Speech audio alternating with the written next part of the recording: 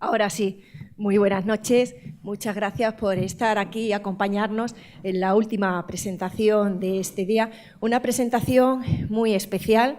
Me acompañan, o tengo la suerte de presentarla, Cristina López Barrio, pero quizás, pues, si le digo que es la bella Linardi, alguno se me quedará mirando y dirá, Paloma se ha equivocado, ¿a quién está presentando? O si la obra, yo le digo que la que va a presentar la bella Linardi es La nueva vida de Penélope.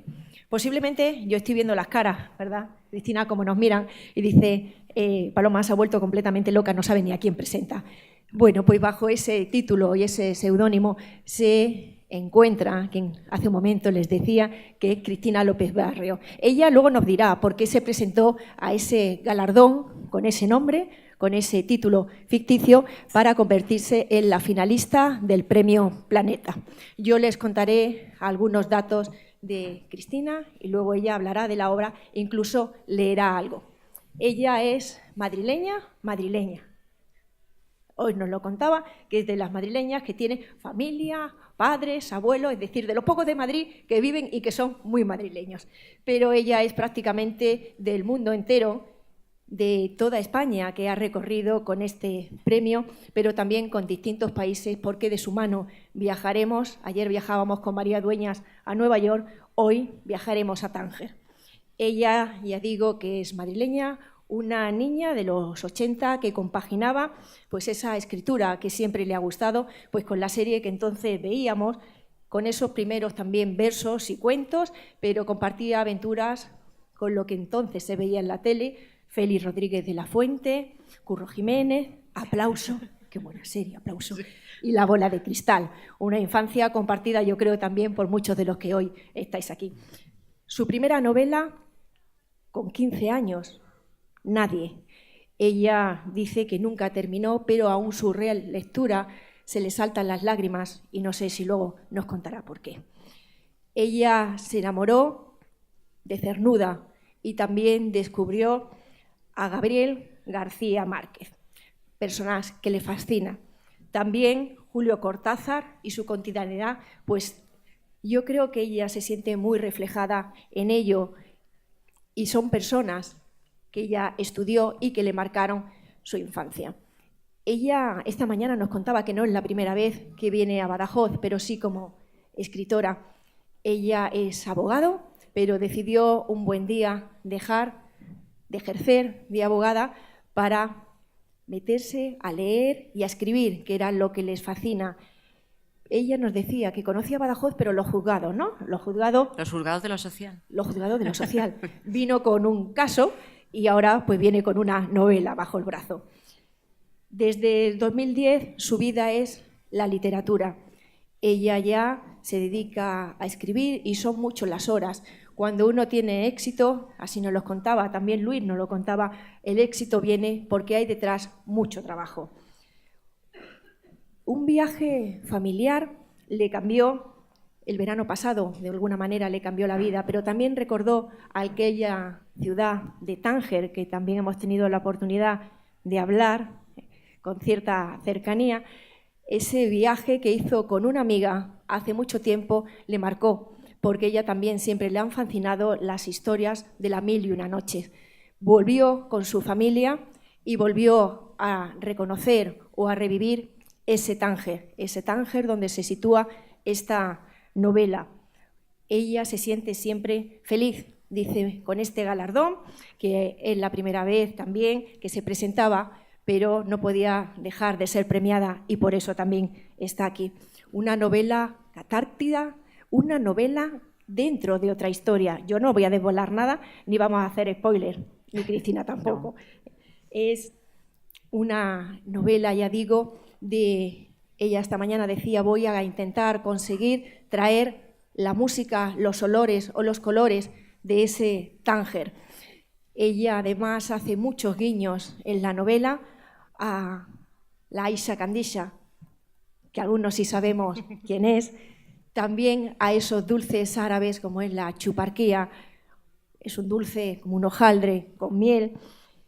También ella, a través, ya digo, de esos olores, de esos sabores o de esas leyendas, nos traslada a un Tánger misterioso. en una doble historia que yo creo que no va a dejar a nadie sin remover, que muchos nos hemos podido reconocer en algunos de los pasajes y que incluso en algunos de los personajes es esa historia de amor, pero también hay mucha literatura y mucha fantasía, porque Cristina también, ella dice que es una persona muy fantasiosa y que si no, no podría escribir. Hay que tener también esa capacidad para inventar, para escribir, pero en esta novela también hay mucha realidad. Yo les dejo con ella, con ese viaje, con ese día. Nosotros lo hemos tenido casi de tormenta, la tormenta se ha ido para ahora cerrar esta noche con esa niebla y viajar a Tánger. Así que muchas gracias, Cristina, por estar, por venir y por desvelarnos los secretos de tu novela. Muchas gracias a ti, Paloma.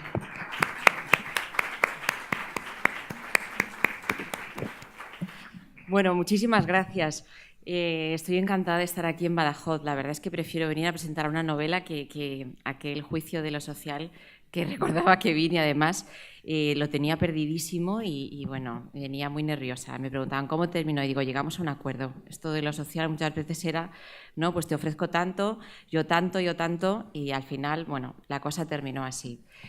Me has emocionado con tu presentación porque cuando me recuerdas, ¿no?, a esta niña de los 80 que fui y que sigo siendo, ¿no?, porque yo creo que todos llevamos una parte del niño que fuimos, ¿no?, y que no lo perdamos nunca.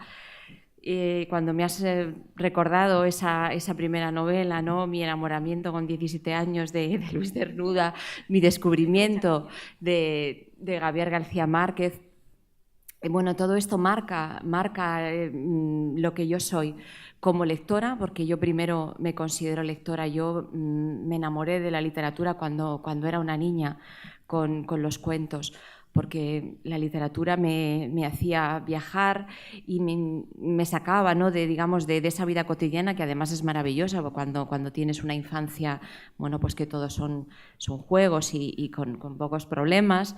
Pero la literatura, ¿no?, la poesía, la sensación de belleza que me dejaban los poemas que me aprendía desde muy pequeñita en el colegio, ¿no? Bueno, pues todo eso es el bagaje, ¿no?, de lo que yo soy como lectora y después que se refleja, ¿no?, a la hora de escribir, ¿no? Aflora cuando yo empiezo a escribir, cuando traspaso, ¿no?, es esa puerta y ya no solo lees, sino que empiezas a escribir. Yo empecé escribiendo poesía, que me gusta muchísimo. Escribía con 11 o 12 años poemitas como si fueran un diario. Luego pasé a escribir cuentos. Esta primera novela, que se llamaba Nadie, era un poco existencialista, la cosa quedó ahí, ¿no? Y luego una segunda novela que escribí cuando estaba en segundo de carrera, que dejé el derecho, una relación muy tormentosa entre el derecho y la literatura he tenido siempre. Volví al derecho, pero bueno, al final la literatura de alguna manera ha ganado, podemos decir, una batalla que yo creo que siempre estuvo inclinada a su favor, ¿no? Yo ejercí muchos años, 13, como abogada, pero siempre continué escribiendo, ¿no? Y siempre tenía la ilusión y la esperanza de que al final pudiera dedicar todo mi tiempo pues a la escritura, ¿no? Y tiempo para leer y para todas las historias que tenía en la cabeza y que había ido dejando y apuntando en un cajón pudieran salir a la luz. De ahí, de todo esta niña de los 80, de la bola de cristal, como decías, a Niebla en Tánger, ¿no? Bueno, ahí hay un largo recorrido. Comentabas, es verdad, y hay muy pocas presentaciones, hablamos de ello, de que este libro se llamaba La nueva vida de Penélope y mi seudónimo era Bella Linardi. Los que lean el libro, lo hayan leído, verán que Bella Linardi, Bella es el nombre de una de las protagonistas y Linardi otra. Cogí un nombre y un apellido. Y La nueva vida de Penélope, porque en esta novela se habla de héroes, ¿no?, y de heroínas. A mí el personaje de Penélope me parece uno de los personajes femeninos, ¿no?, dentro de la mitología que más me gustan, ¿no?, como una de las protagonistas de mi libro. Yo creo que tiene esta función, podríamos decir, que hemos tenido muchas veces las mujeres, que ha sido esperar, ¿no? Que también me parece realmente heroico, como Penélope esperaba que Ulises retornara a casa, ¿no? Y mientras tejía y destejía un manto, ¿no? Para poder quitarse de encima al resto de los pretendientes que tenía, ¿no? Aquí en estos personajes, los personajes de este libro, hay dos mujeres que de alguna manera también intentan tejer y destejer, ¿no? Su destino para llevarlo por donde ellas quieren y no por donde otros no quieren que vaya. Hablándoles de héroes, voy a leerles cómo empieza las citas con las que empieza Niebla en Tánger. Yo no sé si ustedes cuando empiezan a leer un libro leen las citas. Yo sí, a mí me gusta mucho. Y además es que los autores en estas citas reflejamos, ¿no? realmente lo que queremos contar en este libro. Y este libro, como les decía, va mucho de héroes y de heroínas, está escrito con una estructura que se utiliza muchísimo en literatura y en cine, los guionistas, ¿no? Y que muchos van a reconocer, que se llama el viaje del héroe. Y entonces aquí tenemos una heroína que es Flora Gascón, y la novela empieza con unos versos de Constantino Petros Kavafis, Ítaca, que les voy a leer, y dice así: cuando emprendas tu viaje a Ítaca, pide que el camino sea largo, lleno de aventuras, lleno de experiencias. No temas a los lestrigones ni a los cíclopes, ni al colérico Poseidón. Seres tales jamás hallarás en tu camino, si tu pensar es elevado, si selecta es la emoción que toca tu espíritu y tu cuerpo. Ítaca te brindó tan hermoso viaje, sin ella no habrías emprendido el camino, pero no tiene ya nada que darte. Aunque la halles pobre, Ítaca no te ha engañado. Así, sabio como te has vuelto, con tanta experiencia, entenderás ya qué significan los Ítacas. Esta última frase es crucial para lo que realmente yo quise contar en esta novela. Como les decía, empieza con la vida de Flora Gascón, una mujer de 40 años en el año 2015 en Madrid, y ella tiene un encuentro apasionado con un desconocido en un hotel de Madrid, en una noche de estas de Navidad, ¿no? Que sales a celebrar con los compañeros, y en esa noche además no solo encuentra a este hombre, sino que cuando se despierta, ¿no? Después de este encuentro apasionado, y él está allí desnudo en la cama, ella se va a vestir porque va a volver a casa con su marido, y encuentra sobre la mesilla de noche un libro. Ella, que es una lectora voraz, le gusta sobre todo leer novela policíaca y novela negra, coge el libro, lo ojea, ve que es un libro además que está subrayado, y sonríe porque imagina que a ese amante le gusta mucho leer, ¿no? El libro se titula Niebla en Tánger y la escritora se llama Bellanur. Ella se marcha a casa y intentará en un segundo encuentro, ¿no? Volver a ver a este hombre fallido. No les desvelo mucho si les cuento esto. Entonces buscará esa novela que él se estaba leyendo como única pista, de alguna manera, porque no sabe prácticamente nada de este hombre. Y ella piensa que a veces los libros, que yo también lo creo, dicen mucho, ¿no? Si tú quieres conocer a alguien, una de las, podemos decir, formas, ¿no? que puedas tener como más conocimiento de los gustos de esa persona y de cómo es precisamente conociendo lo que le gusta leer, ¿no? Así que compra ese libro y descubre que el personaje masculino de esa novela es igual que su amante. Tiene el mismo nombre, el mismo físico, hay también un anillo, hay una fotografía, pero esa novela cuenta la historia de un hombre que desaparece en el puerto de Tánger en 1951. Han pasado 60 años y no se sabe qué ha ocurrido con este hombre, pero también cómo es posible que este hombre lleve arrastrándose por el mundo como una especie de Dorian Gray, de esa fantástica novela de Oscar Wilde, sin envejecer, seduciendo mujeres que aparecen y desaparecen con el viento, ¿no? Bueno, es un punto, ¿no? Un elemento fantástico que me gustaba, ¿no? Introducir en la novela para hablar también de lo que es la ficción en sí, de lo que es la propia magia de la ficción y de cómo muchas veces ficción y realidad, cuando nosotros leemos un libro y tenemos la sensación de que vivimos la vida de esos personajes, de que empatizamos, y hay veces que esos personajes, ¿no? salen de la novela y entran en nuestra vida, ¿no? Eso es lo que yo quise de alguna manera reflejar en Niebla en Tánger. Y lo hice siguiendo la estructura de un cuento de Julio Cortázar, que les recomiendo que lean, se llama Continuidad de los parques, un cuento que yo leí hace bastante tiempo y quedé fascinada por esta estructura, y es precisamente lo que les he contado. Un hombre que llega a su casa con muchísimas ganas de leer, se sienta en un sofá de terciopelo verde, abre una novela que habla sobre una pareja de amantes que trama algo truculento, y poco a poco la vida de esta pareja de amantes sale de esas páginas y se mete dentro de la vida de este hombre que está leyendo en el sofá de terciopelo verde. Eso es lo que yo quise hacer con Niebla en Tánger.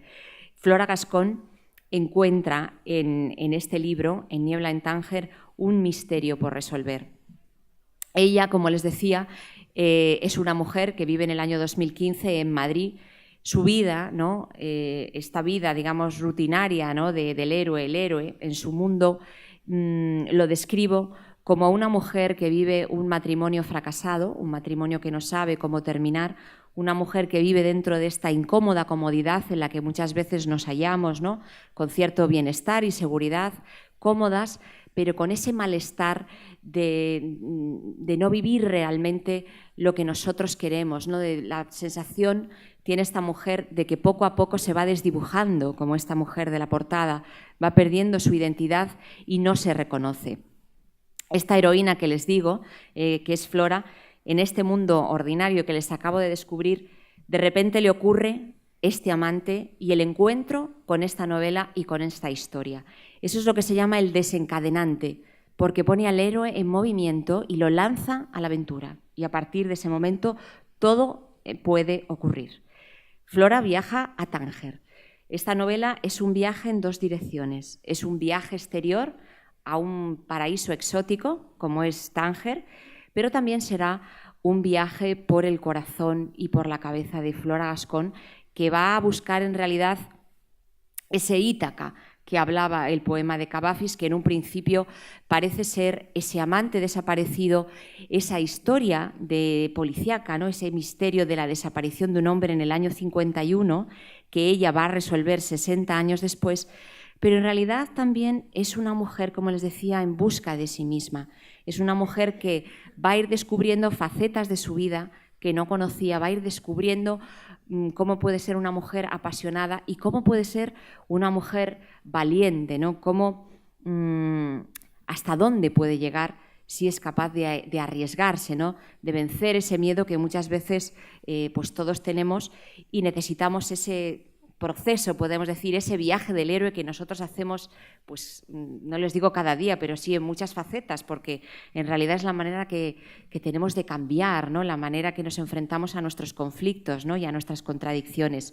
Flora en Tánger descenderá a los infiernos, como todo héroe que se precie, tendrá que enfrentarse a una serie de pruebas, se enfrentará también a un villano, y después, cuando llegue al final de su camino, pues se dará cuenta de lo que significan los Ítacas, como dice Cavafis. Y de lo que se da cuenta es que realmente lo que importa es el camino recorrido, como les decía, porque ahí es donde se produce, ¿no? ese cambio, ¿no? del héroe, y es donde uno aprende, ¿no? Una serie de cosas que luego le sirven, bueno, pues para tomar decisiones y para enfrentar determinados hechos de la vida que antes no sabía cómo hacer.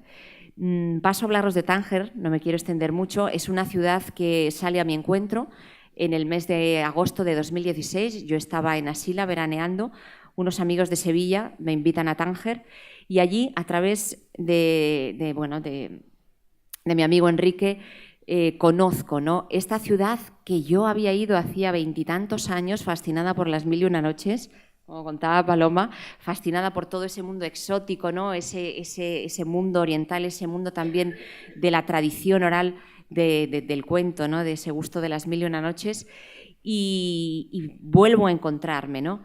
con esta ciudad, y además, de la mano de este amigo de Enrique, me encuentro con la historia del Tánger Internacional, que yo, bueno, pues había dejado allí como olvidado completamente, y quedo completamente fascinada. Es una ciudad, Tánger, fronteriza, ¿no? Es la puerta de África, está a 9 kilómetros de Tarifa, cruce de Oriente y Occidente y, como les digo, una ciudad frontera y convertida hoy también en una ciudad de nostalgia, porque es una ciudad que habla mucho de lo que fue y ya no volverá a ser. Una ciudad donde han pasado la infancia y la juventud muchísimos españoles que me he ido encontrando en las distintas presentaciones por varias ciudades y pueblos de España, y te das cuenta que está muy ligada también, ¿no?, a ese norte de África, está muy ligado también a nosotros, porque muchos españoles lo llevan en el corazón. Es una ciudad que invita de alguna manera a la aventura, ¿no?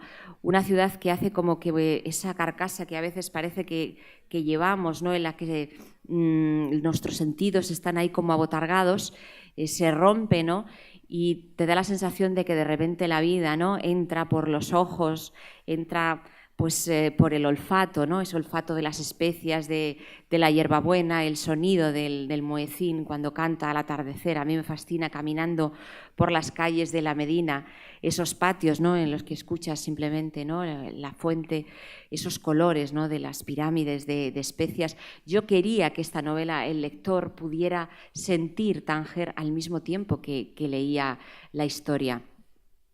Leer también la historia de esta ciudad, que es la historia del Tánger internacional.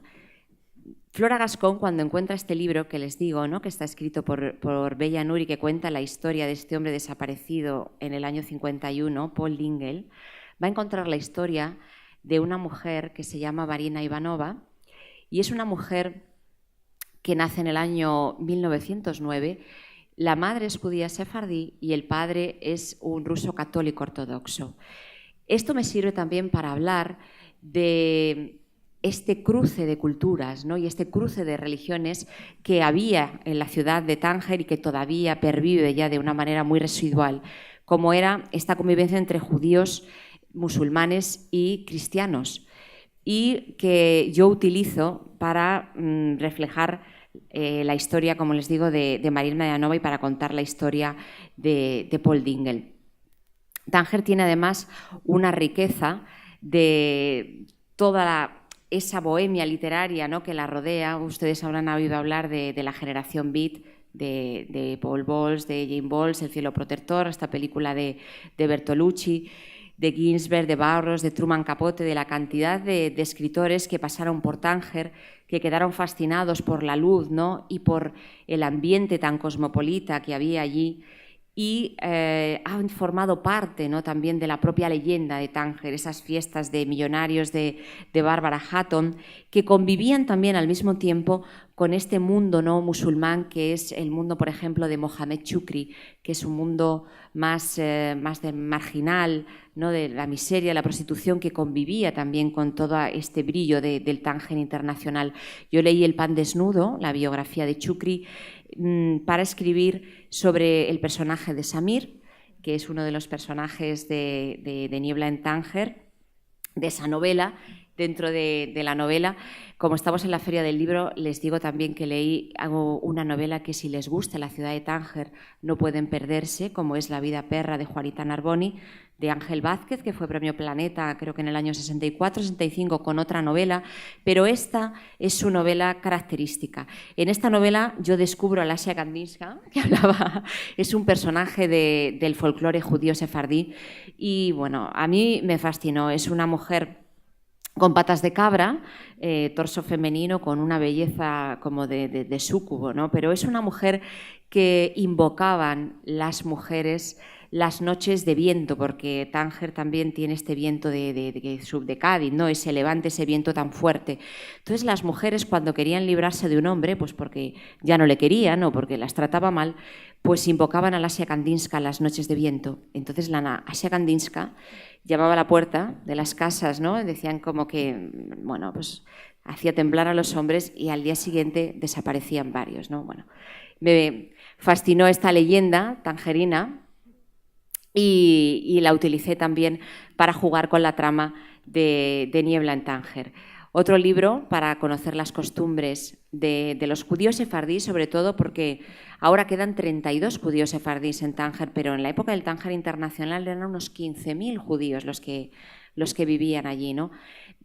Había muchísimos bancos, ¿no? Muchísimas joyerías que eran de los judíos sefardíes, que después, ya cuando Tánger se incorpora a un Marruecos independiente, se produce esa diáspora, y de esos 15.000 judíos únicamente, como les digo, quedan ahora 32. Yo tuve la suerte de conocer a Rachel Muyal, que es una mujer judía sefardí que llevó la librería de Colons durante 20 y tantos años. Esta es una librería mítica que aún pervive en Tánger y que tiene mucho que ver también con todo esto que les he contado de Paul Bowles, Jane Bowles, de toda la generación beat que pasó por allí.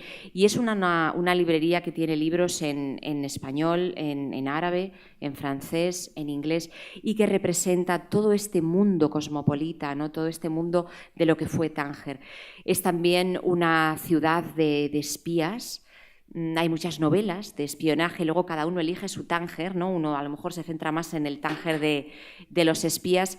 Además, a mí me resultaba muy curioso porque los espías franceses se reunían en el Hotel Villa de France. Es como que los espías ingleses, ¿no?, se reunían en Villa Josephine. Cada uno tenía su cuartel general. Digo, bueno, esto de espías parece como poco, si sabía dónde se reunían unos y otros, pero bueno, así lo cuentan las crónicas de la ciudad.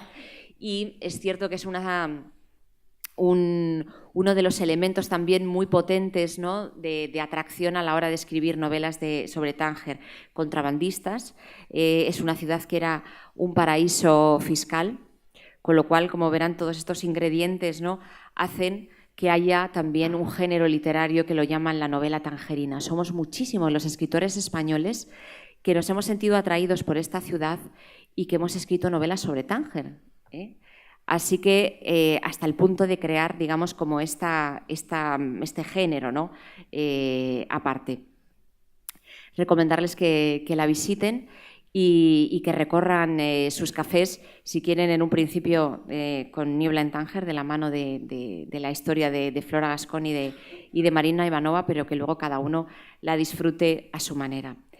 Y para terminar les diré que Niebla en Tánger también es un homenaje a lo que significa para mí los libros, lo que han significado en mi vida. Ya les conté que yo era una niña de los 80, enamorada de los cuentos, luego de la poesía, de las historias. A mí la literatura, los libros, me han salvado la vida muchísimas veces, ¿no?, como Sherezade salvó su vida, ¿no?, contando historias. Y este libro quería hablar de cómo las historias, ¿no?, nos movilizan, como le pasa a Flora Gascón, una mujer que vive una vida aletargada, y es precisamente el encuentro con esta novela, ¿no?, con esa historia, el poder vivir esa ficción de alguna manera como si fuera suya, el meterse dentro de este libro, ¿no?, lo que hace que ella se impulse, ¿no?, a vivir como realmente quiere, ¿no? Para mí los libros son eso, los libros llaman a la reflexión, ¿no? Luego cada uno vive su libro a su manera. Cada historia, cada personaje le recuerda a lo mejor un amor perdido, un amor pues que puede retomarse, le recuerda a lo mejor alguna faceta de su vida que dejó atrás y que le gustaría retomar. Miles, ¿no? Tantos como personas somos, cada uno vive el libro a su manera. Pero lo importante es que las historias movilizan, ¿no? Y si no, la literatura, aquí hay una frase que digo, ¿no?, es peligrosa, ¿no?, porque no hubiera sido censurada, sino a lo largo de los siglos, ¿no? Algo tiene, como les digo, que es capaz de ponernos en movimiento. Muchos de los escritores que aparecen en esta novela pues, han tenido mucha influencia en mi vida. Es una novela que habla de Oscar Wilde, ya les he hablado antes de Dorian Gray. Aquí hablo de un libro que es La decadencia de la mentira, es un pequeño ensayo de Oscar Wilde que les recomiendo, que habla sobre lo que es la creación artística y la creación literaria, que habla de cómo es realmente la vida la que imita al arte y no el arte a la vida, de cómo una creación artística, en este caso unos personajes, una historia, puede llegar a tomar vida y a salir de esas páginas, ¿no?, como les contaba del libro de Cortázar. Es un ensayo precioso que le recomiendo también porque habla, pues como les digo, ¿no?, de cómo puede llegar a tomar vida propia, ¿no?, algo que de alguna manera sale de la imaginación de un escritor o de un músico, ¿no?, o de un pintor. Tomamos, ¿no?, la vida como materia bruta, como dice Wilde, y después con magia, con imaginación, con belleza, se crea una obra que se convierte en un ser, podemos decir, independiente y que toma vida propia. Homenaje también a Cervantes, con este personaje un tanto quijotesco como es Flora, ¿no?, que parece que pierde la cabeza por los libros de novela negra, por este misterio policíaco que encierra la desaparición de Paul Dingle, ¿no?, como lo hizo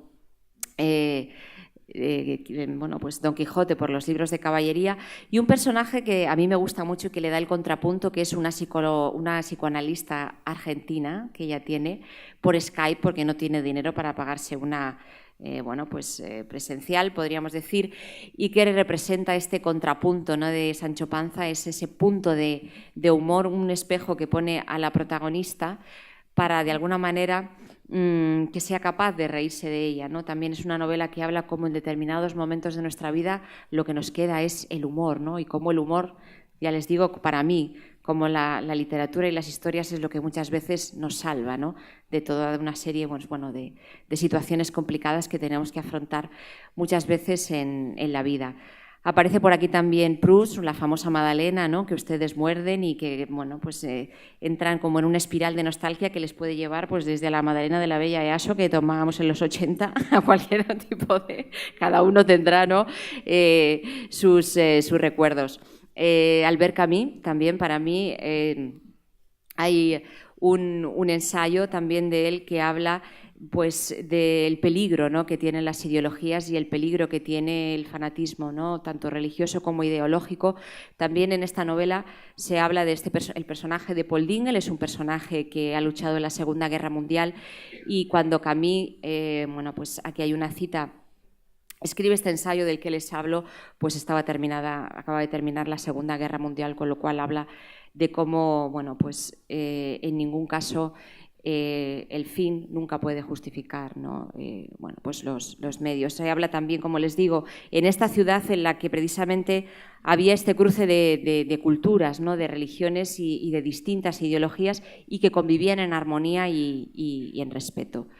Más autores, ¿no?, que me han marcado y que no quiero que citárselos a todos para no cansarles demasiado. Quiero que lo descubran y que vean Niebla en Tánger como una historia dentro de otra historia, pero que al final donde nos va a llevar, ¿no?, es al corazón de un personaje que ama profundamente los libros y que los libros la han llevado de alguna manera a ser lo que es y a tomar, ¿no?, el valor de enfrentarse a determinadas, ¿no?, situaciones de su vida. Así que sean ustedes los héroes y las heroínas de su vida, lean mucho y viajen a Tánger o entre las páginas de un libro, o bien, ¿no?, tampoco está de aquí muy lejos, y sean felices y lean mucho. Muchísimas gracias y hasta siempre.